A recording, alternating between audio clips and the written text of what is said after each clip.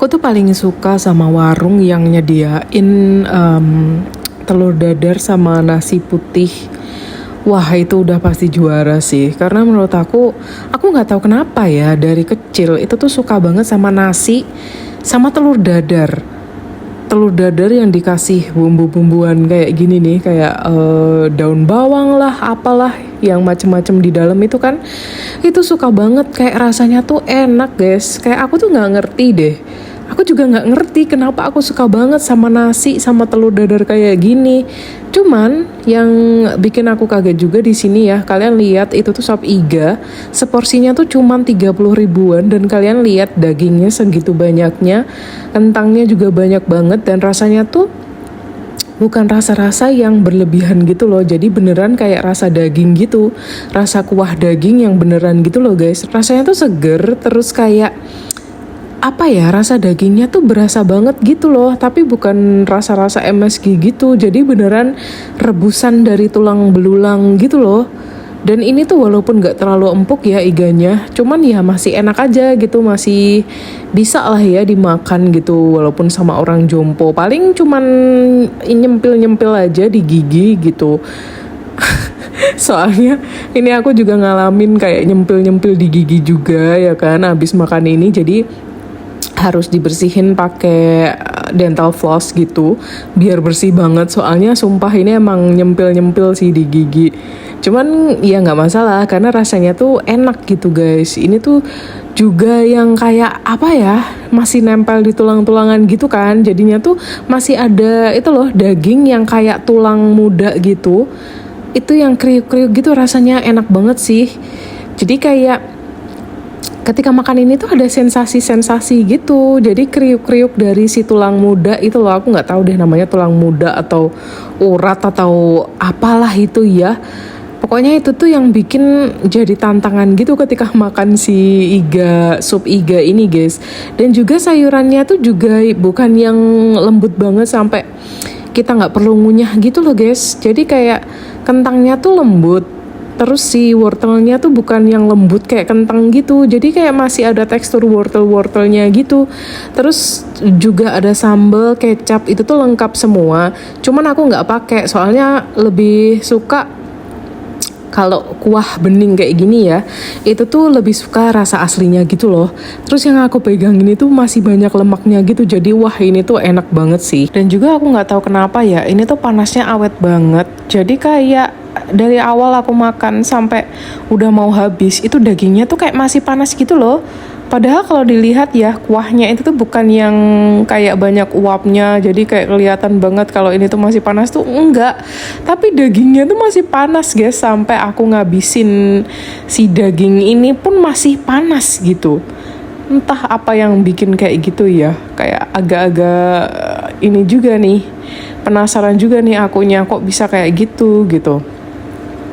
Terus kebiasaan aku ya kalau makan itu tuh kayak harus ngabisin nasinya dulu gitu. Jadi kayak nasi itu harus habis dulu, baru nanti aku makan si dagingnya tuh di akhir gitu. Karena menurut aku sop-sopan kuah-kuahan kayak gini itu tuh kurang cocok ya sama nasi gitu. Jadi enaknya tuh cuman digaduin aja gitu loh.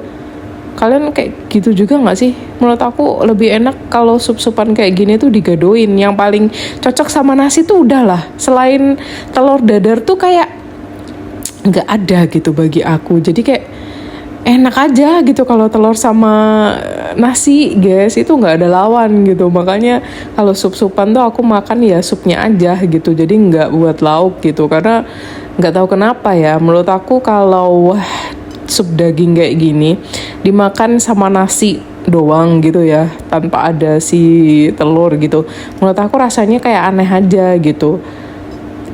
Malah menurut aku lebih enak kalau misalnya makan sup bening sama tempe sama nasi, nah itu baru enak.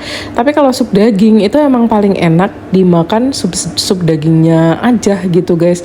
Jadi kuahnya ini cuman buat ini aja, ngebasahin tenggorokan aja biar nggak seret gitu. Soalnya kan makan nasi sama telur ini kan seret ya. Soalnya kan kering gitu, jadi butuh sop-sopan kayak gini untuk ngebantu nelennya gitu guys. Biar nelennya tuh lebih nikmat gitu. Soalnya kan kuahnya ini kan ada lemak-lemak dan juga rasa-rasa dari tulang belulang gitu kan. Nih ini gede banget, dagingnya tuh banyak banget kayak gini guys. Kalian bayangin aja ya. Dan ini tuh masih panas guys. Kayak aku heran juga nih kenapa bisa gitu. Udah dari tadi loh aku makan tapi masih panas aja gitu guys. Dagingnya tuh banyak banget. Cuman 30.000 lagi. Kayak menurut aku ini tuh sop iga yang porsinya tuh paling banyak ya kalau dibandingin sama yang kemarin yang di mana itu? Aduh, mana ya? Lupa lagi. Karanganyar ya. Yang di Karanganyar itu masih banyakan ini isinya. Ya emang sih, mungkin beda wilayah dan juga di sana itu kan tempat wisata ya. Jadi kalau harganya agak mehong ya nggak masalah. Cuman ya itu kalau yang di sana yang di Karanganyar itu kan memang lembut banget guys. Kalau yang ini kan agak-agak alot gitu ya, agak-agak masuk-masuk ke gigi gitu. Cuman ya dengan harga 30.000 sih worth it banget ya. Kayak kalian dapat daging sebanyak itu dengan rasa seenak itu dan cuman 30.000. Di kota mana kalian nemu sup iga harganya 30.000 dengan porsi sebanyak itu dan enak lagi, bukan yang ngawur juga, maksudnya tuh bukan makanan yang ngawur gitu loh, yang asal masak asal mateng juga. Menurut aku makanan di sini tuh kayak harganya tuh murah-murah gitu loh. Terus lagi tuh yang aku favoritin juga di sini tuh ada es dawet. Es dawet suji terutama itu tuh enak banget. Kental banget gitu loh santannya. Aku nggak tahu deh itu dikasih apa. Tapi kuah santannya tuh gurih, kental banget, jadi nagih gitu guys. Emang sih nggak masuk frame karena emang udah habis duluan gitu sebelum orderan ini datang. Jadi ya udah deh.